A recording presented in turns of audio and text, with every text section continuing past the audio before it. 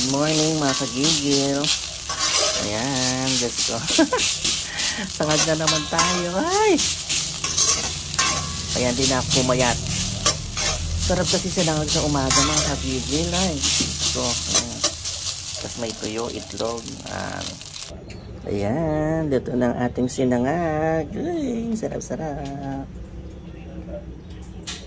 Naprito ko na rin ang ating luncheon meat.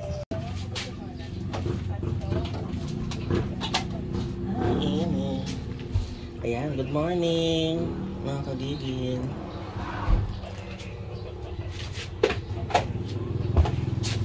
Okay. Ayan.